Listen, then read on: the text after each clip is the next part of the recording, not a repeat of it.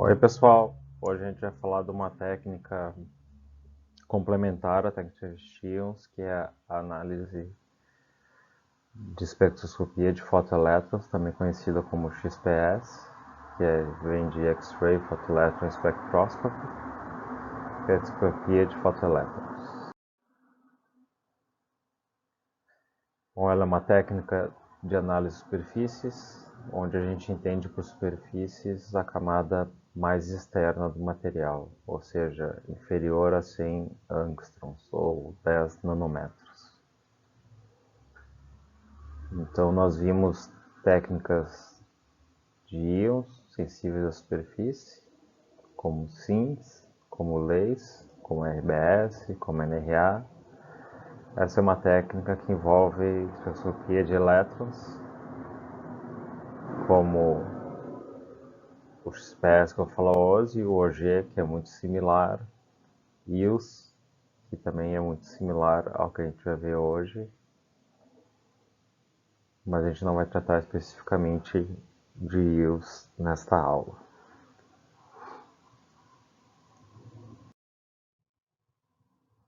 Então, a ideia dessa aula é fazer uma pequena introdução à espectroscopia dos fotoelétrons induzidos por raio-x, o que ela é, como é que ela pode identificar elementos compostos e elementos, qual a instrumentação necessária para fazer isso e terminar com alguns exemplos. Né?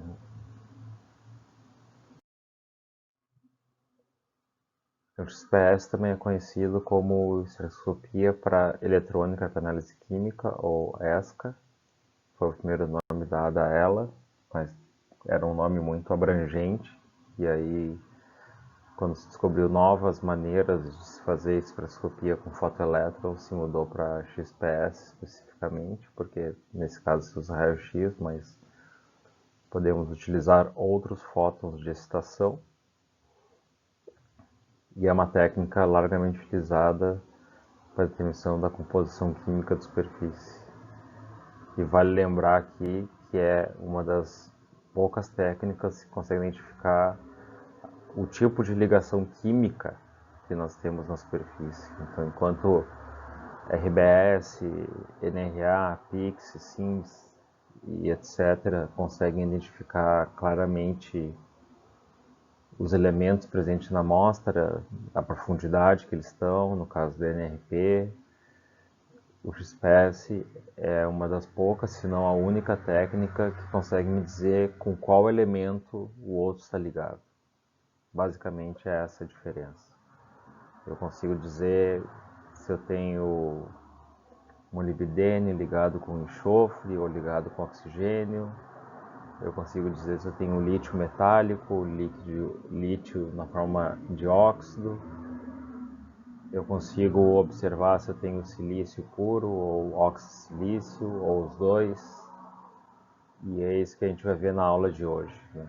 Como que isso é possível e como que isso é complementar às outras técnicas. Né? Eu posso determinar a quantidade dos elementos utilizando as técnicas de feixe de íons e depois eu posso determinar a composição química de ligações utilizando XPS.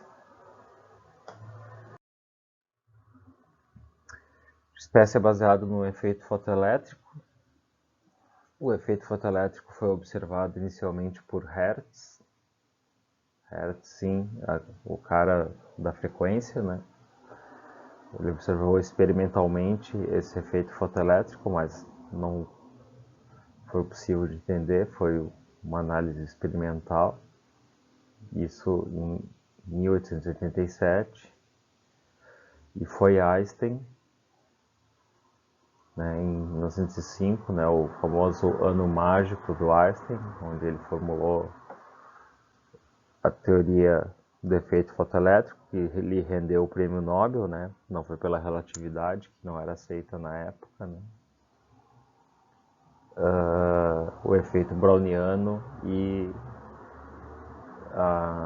ele explicou como é que funcionava então o efeito fotoelétrico, né? E só nos anos 60 é que a equipe do Kai Seben, que foi orientada pelo Niels Bohr, era daquele pessoal do norte da Europa, né, na Universidade de Uppsala, na Suécia, que desenvolveu então a técnica que nós conhecemos hoje. O motivo pelo qual levou tanto tempo para chegar a utilizar essa técnica como uma técnica analítica é o fato de que a instrumentação é muito complicada, né? Então, o principal problema da instrumentação, como a gente vai ver, é a necessidade de se usar ultra alto vácuo. E isso foi possível devido aos grandes avanços da tecnologia aeroespacial, né, para mandar astronautas para o espaço, então você precisava de isolamentos adequados entre o vácuo que tinha no espaço e manter os astronautas vivos dentro dos módulos, das naves, das estações espaciais, etc. E quando isso foi desenvolvido, então foi possível se desenvolver a técnica plenamente. O princípio básico está mostrado aqui. Nós exigimos um feixe de raio-x de energia conhecida na amostra, né? Ele tem uma profundidade de penetração para energias que nós vamos usar, que é na ordem de keV, mas quando se fala em radiação síncrotron, isso pode ser ainda menor. A gente pode estar falando da ordem de electron-volts. E isso tem uma área aproximadamente de 1 por 1 centímetro quadrado. Mas na verdade a gente consegue observar apenas uma camada muito pequena, que é excitada, que está mostrada aqui nessa ampliação, mostrando aqui os 100 angstroms que a gente consegue olhar, ou 10 nanômetros da amostra.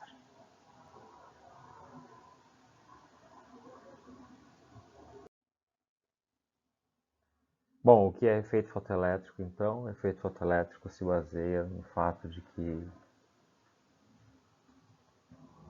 quando a gente incide um fóton, ele excita um elétron, seja de qual nível, que está mostrado para o nível 1s, ele paga a energia de ligação desse elétron, ou seja, ele consegue remover esse elétron, que agora é chamado de fotoelétron, e ele é então ejetado da superfície, da amostra, né, e da superfície. E aí chegamos na famosa equação de Einstein, onde a energia de cinética desse fotoelétron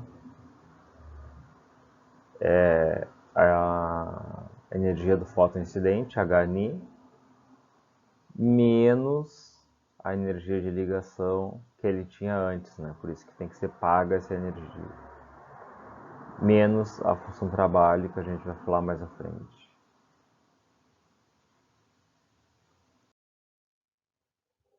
Outra forma de excitação é também no raio-x, e isso chama-se relação OG.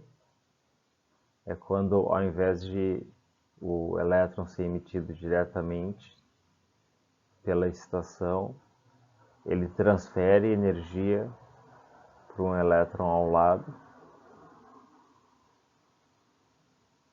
ao invés de ser expelido, e esse elétron vai ocupar o nível interior. Então, não existe um decaimento direto, certo? Existe uma transferência de energia e esse elétron vai para aquela região. E aí gera uma série de linhas que a gente vai chamar de, por exemplo, KLL, é a linha final, sabendo que o elétron foi excitado do nível L e transferiu energia para o nível L.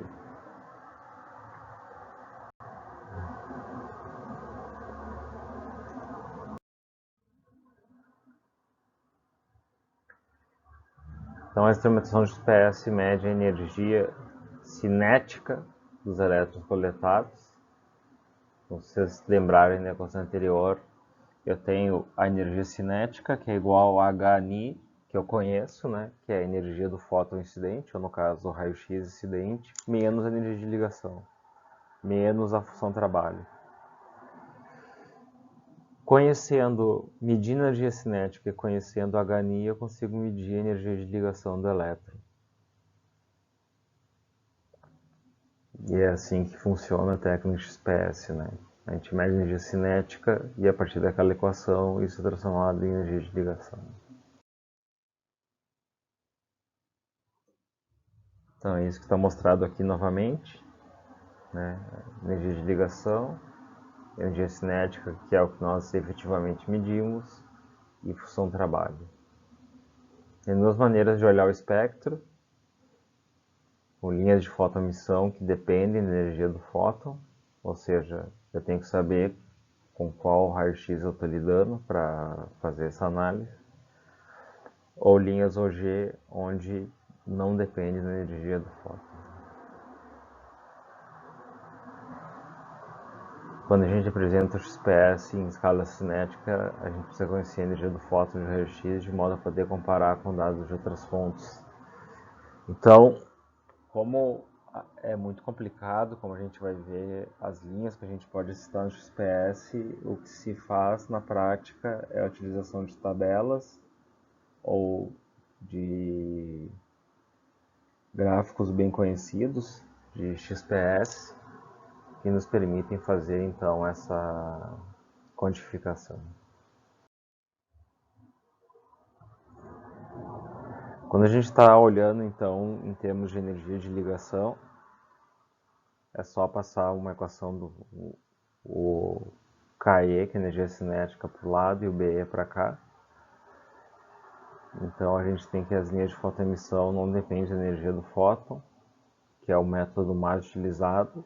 A gente mostrar o espectro SPS em termos de energia de ligação, porque aí eu não preciso dizer qual foi o fóton excitado, qual foi o fóton de excitação, perdão. Mas nesse caso, se eu estou olhando para linhas OG, que é mais utilizado, ela sim depende da energia do fóton.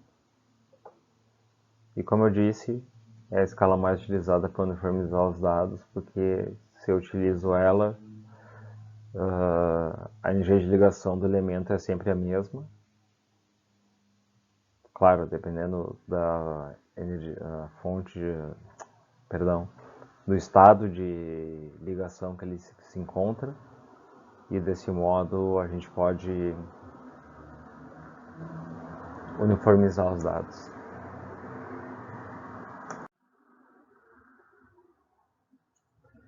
Como referência a gente tem o nível de Fermi, então se lembrar de mecânica estatística, aqui está a função de estados em função da energia. Então se for a 0 Kelvin, que a gente tem é um quadrado perfeito, todos os átomos, todos os férmions, né, que são os elétrons, estão ocupando todos os estados até o nível de Fermi, então isso vira um quadrado, dado por essa equação aqui.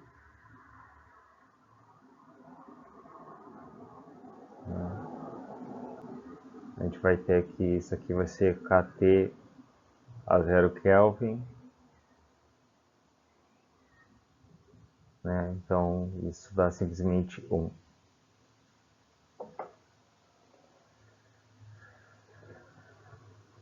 Para qualquer energia menor que a energia dos fótons, né? Que a energia do nível de Fermi, perdão. Então, e qualquer energia maior isso é 0, porque isso aqui vai para infinito, né? E aí fica 1 sobre infinito que dá 0.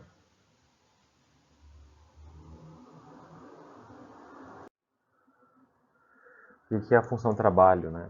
A função trabalho, para quem não lembra, é a diferença entre o nível de vácuo e o nível de Fermi. O nível de vácuo é a energia na qual o elétron está livre para se deslocar da amostra, para sair da amostra. certo? Então, o que está mostrando aqui é que em 0 Kelvin, ou em zero absoluto, todos os elétrons estão preenchidos, no caso do metal, por exemplo, no nível de Fermi. Se você está tratando de metais, a gente sabe que não tem esse gap, o, a função de trabalho é muito menor. Então aqui nós temos o espectro de som da energia de ligação pelo número de contagens normalizado pelas contagens de uma amostra de níquel de titânio a temperatura ambiente.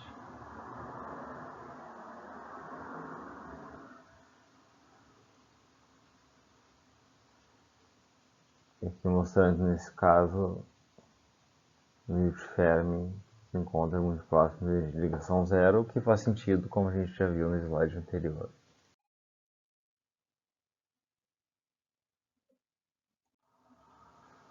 Bom, quando nós colocamos uma amostra então dentro da câmara,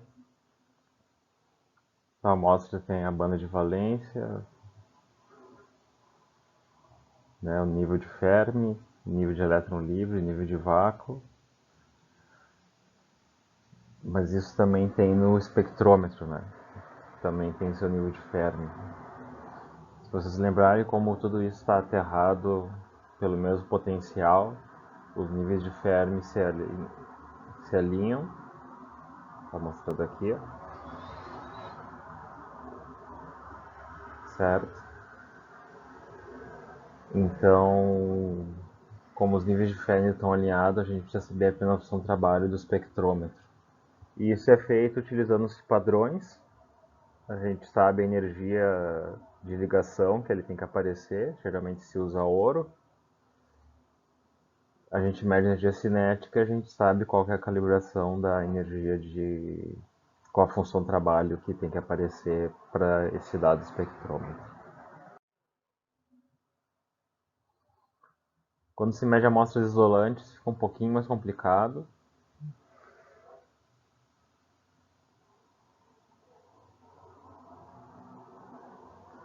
Porque isso aumenta o nível de Fermi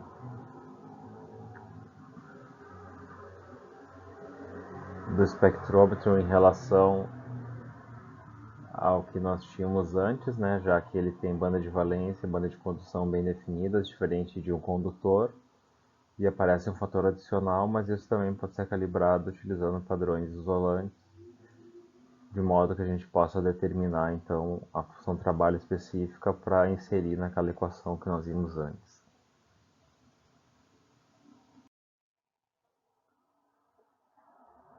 Então na prática a equação fica assim, tem esse fator adicional aqui quando se usa isolantes, né? Se a amostra é carregada, né? Se for um isolante muito fino, ele nem apresenta esse fator adicional aqui, então não é um problema. Mas, como eu falei, isso pode ser calibrado utilizando linhas bem características, como o carbono, que está sempre presente na amostra devido à exposição ao ar. Então, a própria poluição ou carbonetos que existem no ar vão gerar um sinal de carbono e isso é inevitável. Ou se colocando um pedacinho de ouro junto da amostra, o ouro não oxida, né? Então a gente tem uma energia bem específica, então a gente pode usar isso como um ponto de calibração também.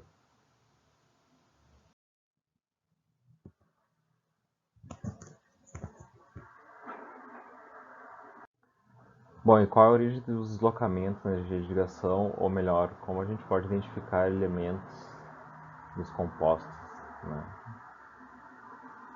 Então, um elétron sofre dois tipos de forças. Uma, ele é atraído pelo núcleo, mas ele tem os estados permitidos, como se conhece da quântica, né? Mas ele não está sozinho, né? A menos que seja um hidrogênio, né? Então ele sofre também a repulsão dos elétrons. Então tem essa competição entre os dois. E nessa faixa aqui entre a atração do núcleo e a repulsão dos elétrons que nós observamos a diferença nas energias de ligação, nas diferentes energias de ligação que são presentes, né? Então, isso depende da separação do núcleo com o elétron. Quanto mais próximo do núcleo, maior vai ser a energia de ligação. Quanto mais afastado do núcleo, menor vai ser essa energia de ligação.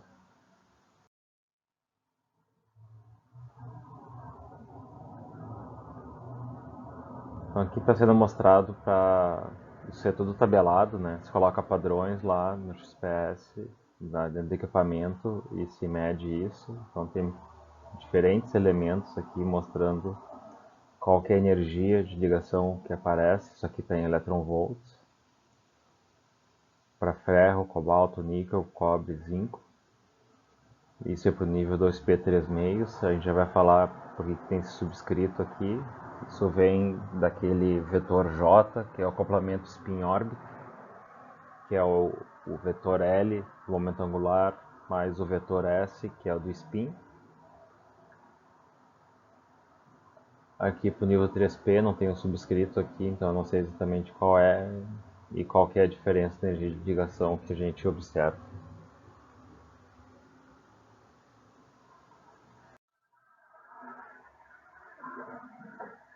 Então aqui seria um espectro de larga escala de energia de ligação. Eu não sei porque está negativo aqui, mas isso é tudo positivo, tá? Não existe energia de ligação negativa no XPS. Isso depende da referência. Aqui é número de contagens. Então aqui a gente tem sinais do cobre 2P, do nível 2P do cobre, do níquel 2P, uma série de sinais OG, né? E cobre e níquel 3P, mostrado aqui.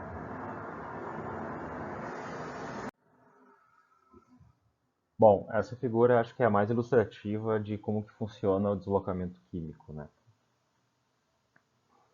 Então, vamos começar com o primeiro caso aqui, que é o lítio metálico. Então, ele tem o elétron, os elétrons do nível 1s, né? O lítio tem 3 elétrons. Então, ele tem 2 elétrons do nível 1s, eles estão blindados, vamos dizer assim, do núcleo, próximo ao núcleo. E existe um mar de elétrons 2s rodeando eles, né? É o famoso mar de elétrons da ligação metálica, que está distribuído por todo o material. O que acontece na prática é que esses elétrons aqui não conseguem sentir fortemente a interação com o núcleo, porque esses elétrons 1s causam uma repulsão a esses elétrons, né? E de modo que a ligação é muito fraca desses elétrons 2s, né? Então por isso que o lítio é um material eletropositivo, né? Ele tende a doar esse elétron e fechar sua camada em 1s2, tornando-se então um elemento estável, né? Então a tendência do lítio e dos halogênios em geral é doar o elétron para fechar a camada, né? Como sódio, potássio, etc. Então, nós observaríamos, se nós olhássemos para o nível 1s, uma determinada energia de ligação correspondente ao lítio metálico. Quando a gente tem lítio oxidado, então aqui está LiO2, ele doa esse elétron, isso aqui é o átomo de oxigênio, né?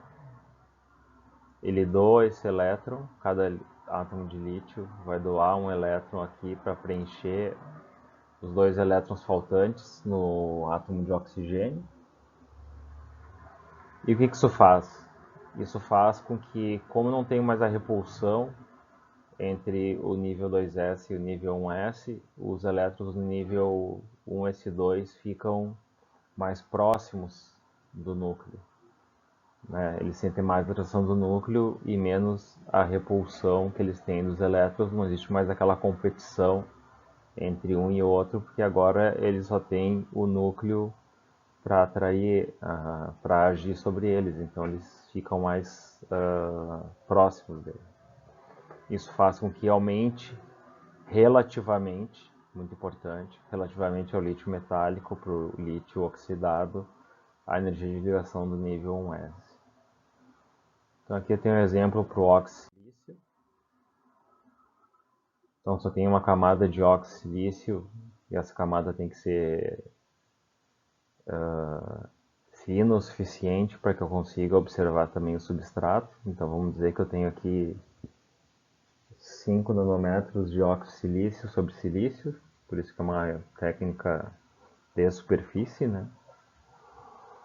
Então a gente vai olhar aqui, quando a gente olhar o nível 2P do silício, a gente vai ter um sinal aqui perto de 99, que é o sinal do silício ligado a silício, silício book, que é esse aqui.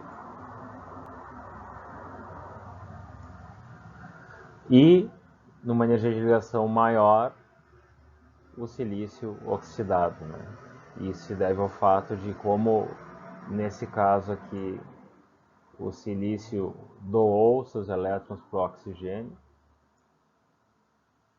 Os átomos de silício ficam com uma ligação mais forte com o núcleo e aparecem numa energia de ligação maior, e isso causa, então, a existência desses dois sinais, silício oxidado e silício ligado a silício. Aqui vocês estão vendo dois picos, na verdade. Isso corresponde a uma única ligação e isso se deve ao acoplamento spin-órbita que vocês veem lá da quântica. E a gente vai dar uma olhadinha como é que isso funciona.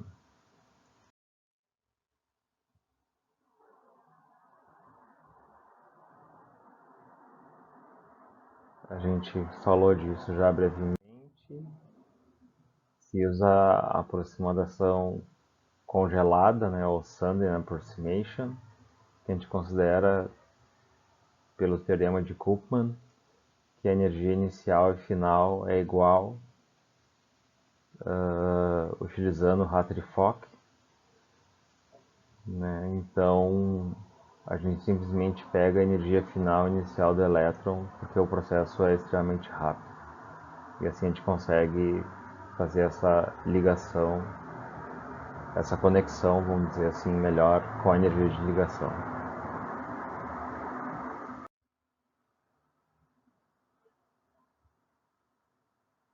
Tem outros tipos de modelos, como o Point Charge Model,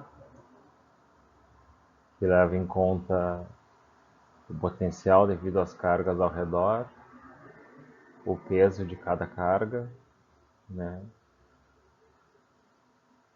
E a energia de ligação no estado equivalente. Mas o que se usa mais é o estado congelado, né? A gente considera que quando projeta o fotoelétron, a energia de ligação não muda instantaneamente. E assim a gente pode utilizar, teoricamente, Hartree-Fock.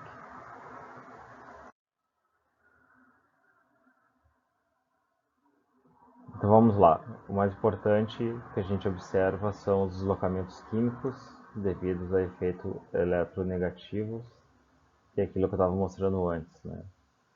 Quanto mais eletronegativo for o elemento com que o átomo está ligado, né, que está mostrado no caso do carbono, mais ele perde elétrons, certo? Né? Porque se o elemento é eletronegativo é porque ele gosta de elétrons, ele vai, entre aspas, roubar os elétrons daquele elemento. Então, quanto mais eletronegativo, mais ele vai aumentar a energia de ligação dos elétrons restantes naquele átomo, porque eles vão estar mais próximos do núcleo.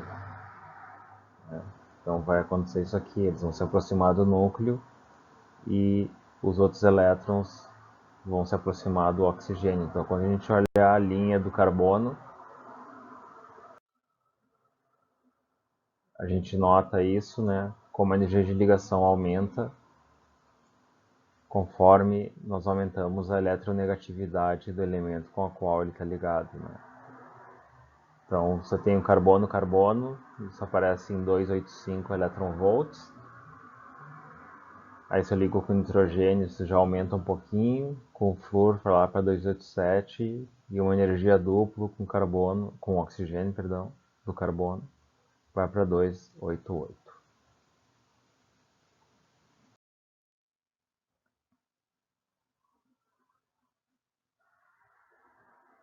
Aqui são cálculos da energia de ligação para o carbono em função do valor experimental. Então aqui a gente nota que quando a gente parte de carbono com hidrogênio, a gente está perto aqui de 285. A gente passa pelo oxigênio, flúor e CF4, a energia vai lá para mais de 300, né? Então vocês notam um deslocamento de quase 10 eletronvolts. Essa diferença é grande para o XPS, porque na verdade nós observamos diferenças muito pequenas quando a gente mede. A gente nota diferenças de 1, 2, 3 eletronvolts. Tu vai para radiações síncrono, essas diferenças podem ser até menores, porque o instrumento é mais sensível a essas diferenças e identificar elementos diferentes. Então, na prática, o que nós temos é que para o carbono tem essa grande gama aqui, mas para outros elementos não necessariamente isso acontece. Vocês devem ter notado anteriormente que existe um fundo, né, ou background no espectro, e isso se deve ao fato da existência de elétrons que perdem energia no caminho ao sair da amostra, né? Então, os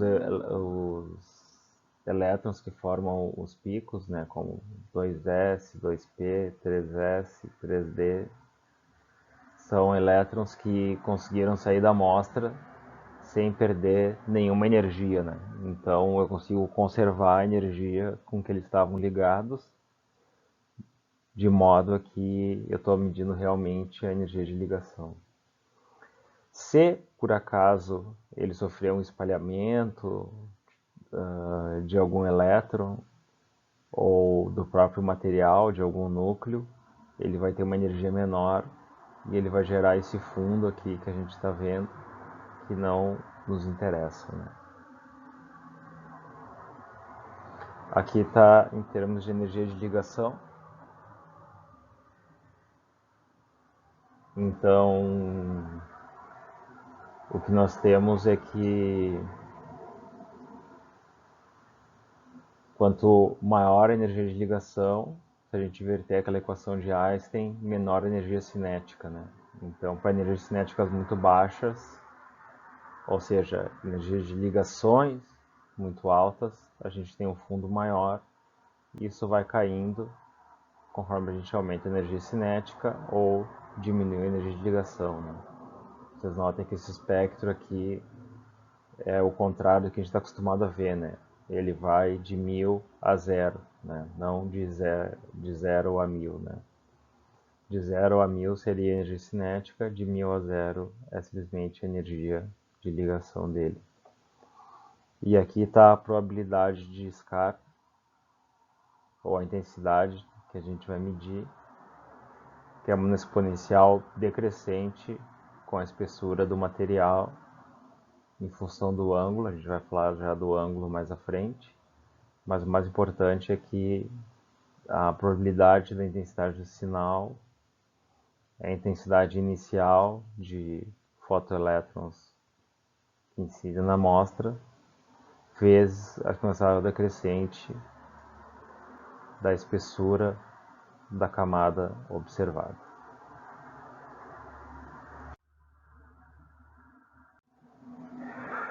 Bom, agora vamos falar um pouco sobre o acoplamento spin-órbita. Se vocês lembrarem, um elétron tem 4 números quânticos, que é o número principal aqui, que no caso é o 4, que é o nível eletrônico em que ele se encontra. ele tem um momento angular, que é SPDF, aqui, perdão, no caso do ouro é o F,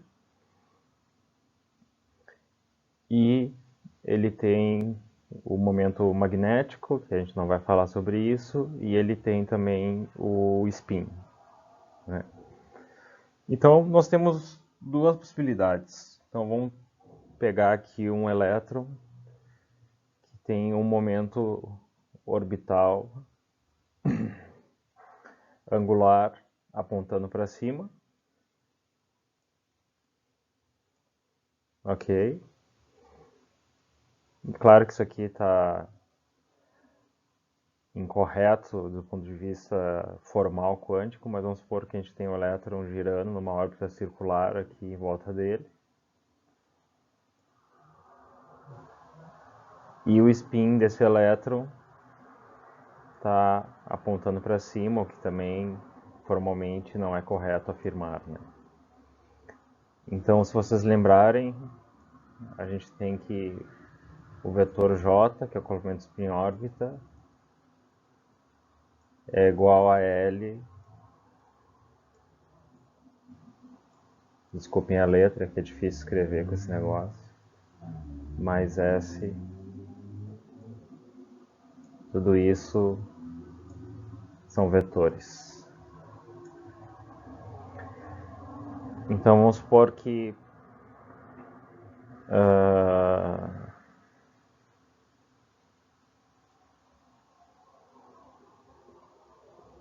num caso, se ele está apontando para cima, o momento angular vai ser somado ao S, que pode ser mais ou menos 1/2, né? Então vamos supor que é 1/2. Então isso vai gerar esse sinal aqui, 7/2, que a gente está vendo aqui. Tá? Se agora, para o mesmo nível, o momento angular continua apontando para cima, porque é o mesmo nível, né? Mesmo nível F, mas o spin do elétron agora aponta na direção contrária. Por essa equação, eles são subtraídos, então vai gerar um sinal no nível inferior aqui, que aparece em 5/2. Então, quando a gente olha para o sinal do XPS, dá a falsa impressão de que existem dois sinais ou duas ligações diferentes, como nós vimos antes lá no caso do óxido-silício, o que não é verdade. Esses dois sinais representam a mesma ligação. E isso se deve ao que a gente chama de acoplamento spin-órbita, que é o J que vocês já viram lá em mecânica quântica.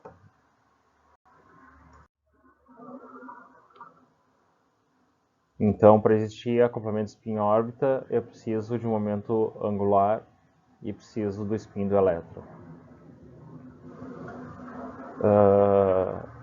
Então, a gente tem 4 situações: nível S, nível P, nível D e nível F. Então, se eu estou falando do carbono, o carbono nós medimos o nível 1S dele. O nível 1S dele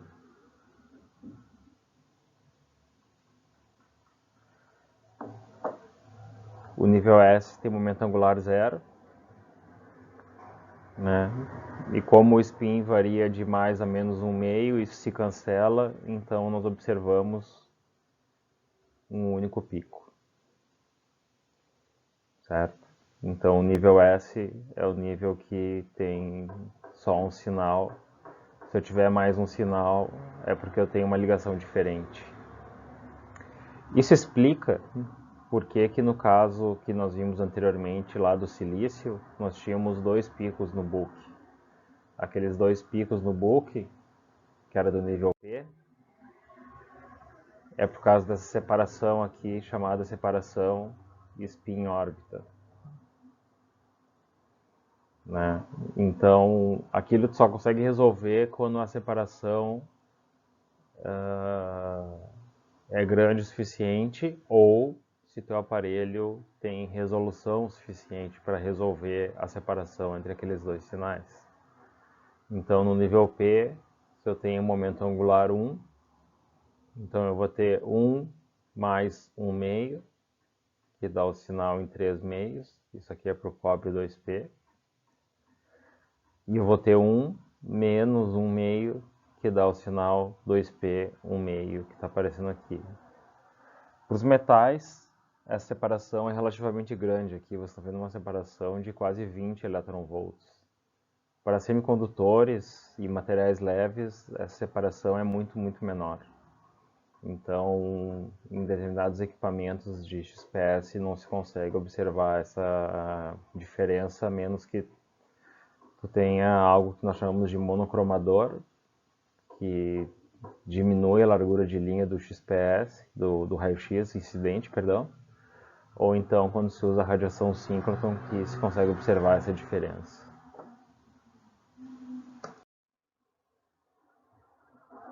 Quando a gente vai para o nível 3D, então a gente tem momento angular 2, nesse caso, e é a mesma coisa, né? Eu vou ter 2 mais 1 meio e 2 menos 1 meio. Né? O que dá origem a esses dois sinais, isso é por causa da prata 3D. Então aqui está os sinais correspondentes a cada caso. E finalmente para o nível F, que eu mostrei lá do ouro, né? O momento angular é 3. Então a gente vai ter 3 mais 1 meio, que dá os 7 meios, e 3 menos 1 meio, que dá os 5 meios. E essa separação aqui de 3,65. E isso depende do material, isso em geral é um valor tabelado, né? É muito difícil de fazer isso, digamos, à mão, justamente pelos inúmeros efeitos quânticos que aparecem aqui devido à excitação desses níveis.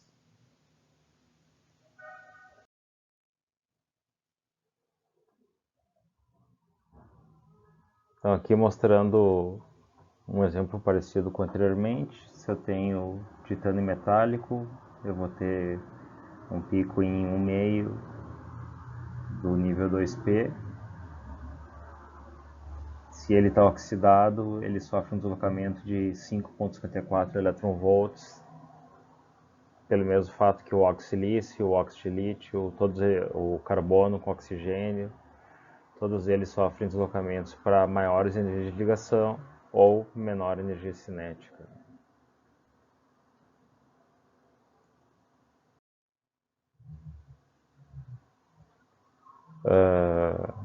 Isso a gente pode pular. O problema começa a aparecer aqui. É quando eu tenho ambos os casos. Então aqui eu tenho níquel metálico, está mostrado aqui, os dois níveis do nível metálico, né? 3 meios e 1 meio para o 2P.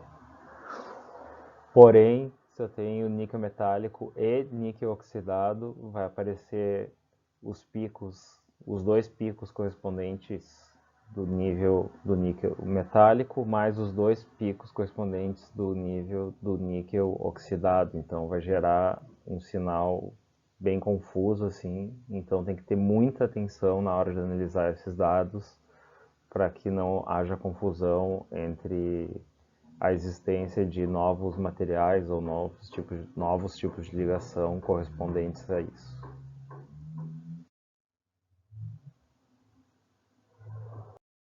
Isso a gente pode pular também. Isso também.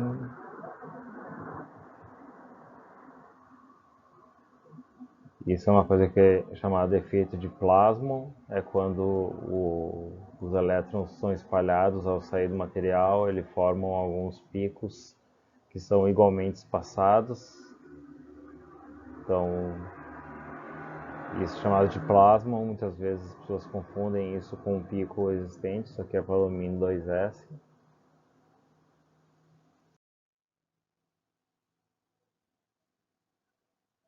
Tem efeito de perda por plasmon, quando o material, principalmente materiais isolantes, mas é um efeito muito pequeno, como eu digo, tu tem que ter equipamento muito sensível para ver esse tipo de efeito. e a gente parte então para análise quantitativa. É possível fazer análise quantitativa com XPS? É fácil? Não. É muito complicado e eu vou mostrar o porquê. O principal motivo que torna difícil são todos esses termos aqui que dependem da amostra. E eu vou falar deles um por um. Bom, o que nós queremos saber é isso aqui, né? Átomo por centímetro cúbico ou por centímetro quadrado. Para isso, eu preciso saber a seção de choque para o efeito fotoelétrico. Isso é um valor mais ou menos tabelado, então não é difícil de identificar. Eu tenho que saber a eficiência do detetor. Isso pode ser medido com padrões. Então até aí estamos indo bem. O I é a intensidade do sinal medido. Isso também pode ser determinado experimentalmente, mas aí começam os grandes problemas. Eu tenho que saber qual que é o fluxo de raio-x que está chegando na amostra. Isso é muito complicado de medir. Isso no equipamento convencional, equipamento de laboratório convencional, é muito complicado de medir. Num síncrotron, ele é um pouco mais... existem detetores específicos para medir isso. Fator de simetria do orbital, isso depende do orbital que a gente está medindo, então não é tão complicado. Deixa eu passar as coisas mais fáceis para o lado de lá, para vocês entenderem as dificuldades. Ou eu tentar explicar melhor as dificuldades. Caminho livre médio inelástico dos elétrons, ou seja, qual o caminho que ele consegue percorrer sem colidir, isso também é conhecido. Aí vem dois problemões, que é a área de análise,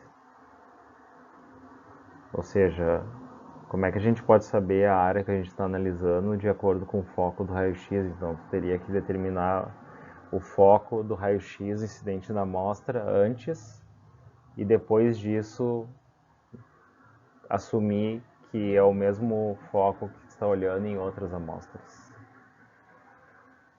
E a função de transmissão do analisador, ou seja, quantos elétrons que entram no analisador são realmente contados. Então, isso é outro problema muito difícil de medir. Por isso que, em geral, devido somente ao problema de fluxo de raio-x e de área de análise, a gente usa uma análise qualitativa e não quantitativa. Quantitativa, nós utilizamos as técnicas de Festians, que são bem quantitativas. XPS, a gente determina com que tipo de elemento ele está ligado, que isso o Festians, as análises Festians não vê. Então, daí aqui a gente faz análise qualitativa. Aqui está mostrando como se faz. A gente vai pular. Aqui é a sensibilidade em função do orbital. A gente tem uma maior sensibilidade para os orbitais mais externos, e isso é mais ou menos óbvio, porque se eles estão mais externos, eles estão menos ligados ao núcleo. Se eles estão menos ligados ao núcleo, é mais fácil de remover eles do material.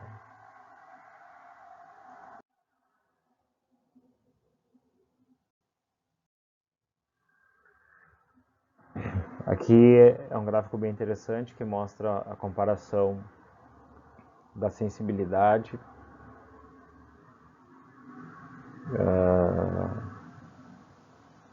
então a concentração que eu tenho no material diminui nesse sentido, né?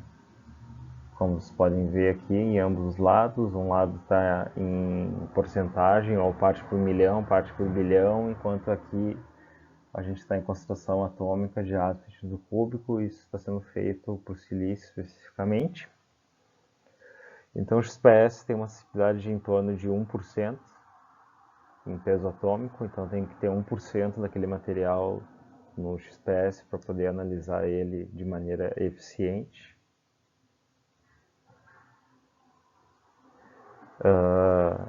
O RBS está mostrado aqui, depende do número atômico, né? Aqui está falando do número atômico, o XPS e o OG não dependem. Então, quanto maior o número atômico, devido à ação de choque de RBS, mais fácil é de medir. O Pixie aqui, que está mostrando até parte por milhão, mas ele pode chegar a parte por bilhão, e o SIMS, como a gente viu, chega facilmente a parte por bilhão. Então, vamos passar para a penúltima parte, que é a instrumentação, e finalizar com os exemplos.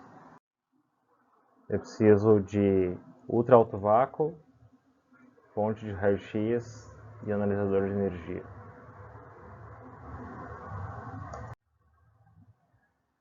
Por que eu preciso de ultra alto vácuo? O que é ultra alto vácuo no meu lugar? É tudo que está abaixo de 10 na menos 8 milibar ou Torricelli, se preferirem.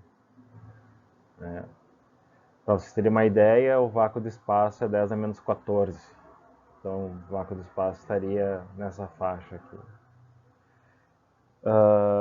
Esse é o motivo porque só nos anos 60 foi possível se desenvolver a técnica, porque antes da corrida espacial entre Rússia ou União Soviética e Estados Unidos, não se tinha tanto interesse em explorar o espaço, mas quando começou a corrida espacial, começou a se desenvolver câmeras de vácuo, sensores de vácuo, vidros especiais para vácuo, tudo mais, e tudo isso tornou possível se obter ultra alto vácuo em laboratório, e com isso desenvolveu uma série de técnicas que se utilizam até hoje. O ultra alto vácuo remove contaminações da superfície, porque quando tu faz o vácuo, o vapor de pressão diminui enormemente, e isso faz com que evapore as contaminações da superfície, assim como os gases absorvidos. Como a gente está trabalhando em altas tensões para gerar raio-x, se evita descargas, e isso aumenta o caminho livre de elétrons. Né? O que isso quer dizer? Se um elétron sai da amostra, eu quero que ele chegue até o analisador com a mesma energia com que ele saiu da amostra. Se eu estou em outro vácuo, esse caminho é da ordem de metros. Como geralmente ele está a uns 30 centímetros no analisador, então não é um problema. Agora, se eu tivesse num vácuo menor, o livre caminho médio é milímetros. Então, o elétron vai acabar colidindo no caminho, perdendo energia e vai perder a informação original. Então se usam câmeras de aço como essa, né, porque senão eles seriam esmagados que nem uma latinha de refrigerante. Então aqui está dois raios-x. Esse é um analisador hemisférico, vou falar um pouquinho dele. Aqui tem braços de transferência de amostra. E é isso.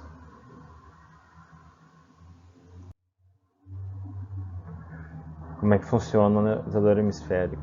Eu não vou entrar nos mínimos detalhes, mas basicamente ele tem duas calotas, uma calota interna e uma calota externa.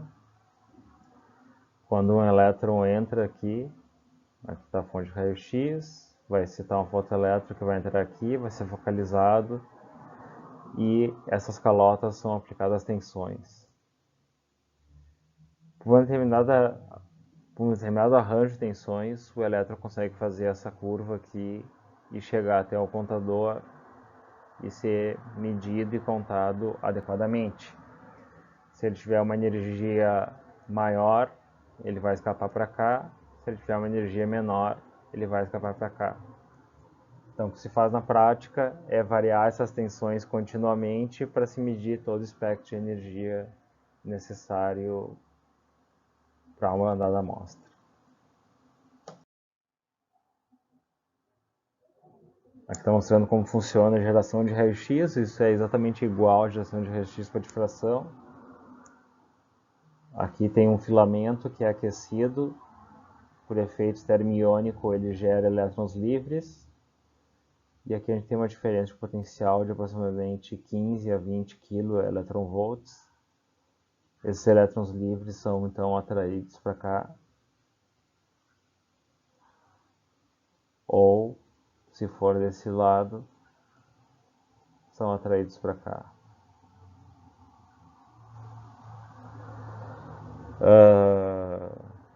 Isso é o tipo de raio-x de anodo duplo. E obviamente, nesses elétrons bombardeando esse anodo, isso aqui esquenta, então a gente precisa de arrefecimento com água. Geração de raio-x vocês já devem conhecer, mas só relembrando, nós incidimos um elétron, que é aquele que foi gerado pelo filamento, ele vai arrancar um elétron lá do nível 1s, certo? E para compensar essa diferença, um elétron de um nível, nesse caso 2p, decai para esse nível 1s e ao fazer esse decaimento ele emite um fóton de raio-x. Esse é um tubo de raio-x tradicional. Na radiação síncroton se utiliza a emissão de radiação quando o elétron faz uma curva, como vocês devem ter visto em teoria eletromagnética. A gente pode pular, aqui está mostrando a mesma coisa. A água entra aí para resfriar o anodo.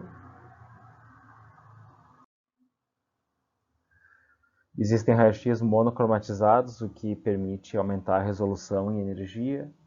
Então, primeiro se gera o raio-x, como está mostrado ali embaixo, e isso vai para um quartzo dispersador, ou vai gerar uma interferência positiva e uma monocromatização, e isso então chega na amostra, e ao chegar na amostra o raio-x está com uma energia muito mais definida do que quando ele saiu da fonte de raio-x. Então, finalizando com alguns poucos exemplos. Então, aqui está um XPS de uma múmia egípcia de 2 a.C. Então, você observou a presença de oxigênio, carbono, como era esperado, né, devido ao revestimento causado. Mas o mais interessante é que se mostrou a existência de chumbo. Né? E para se pintar elas, antigamente se usava também ferro, né? Mas essa análise mostrou que para a pintura dessa múmia se utilizou óxido de chumbo ao invés de óxido de ferro. Então, é uma aplicação interessante. Aplicação automotiva de polímeros, por exemplo. Como é que a gente mede o desgaste de um pneu, né? Basicamente pela concentração de elementos ligados ao oxigênio. Né? Quanto mais desses elementos, mais ligado está o material, ou maior a intensidade deles, né? Então, com isso dá para determinar o tempo de vida do pneu de Fórmula 1, por exemplo, que é mostrado ali, de acordo com a intensidade desses grupos ligados ao oxigênio.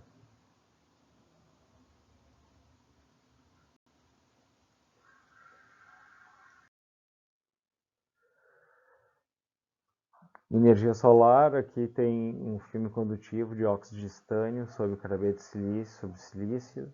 Então aqui tem um mapa de energia de ligação por profundidade.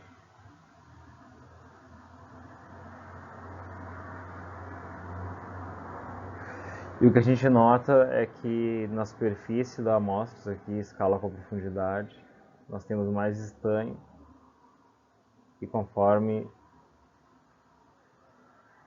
a gente adentra a amostra, a gente tem mais oxistânio, que prova que o estânio, tem um certo acúmulo de estânio na superfície da amostra da célula solar.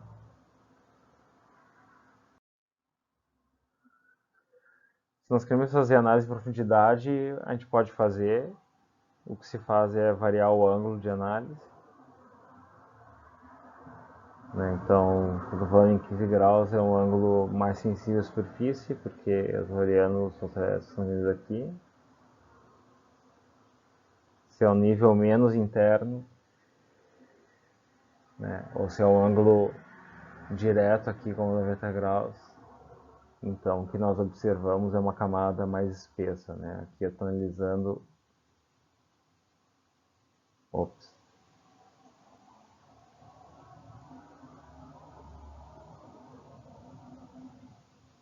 Aqui eu estou analisando essa camada aqui.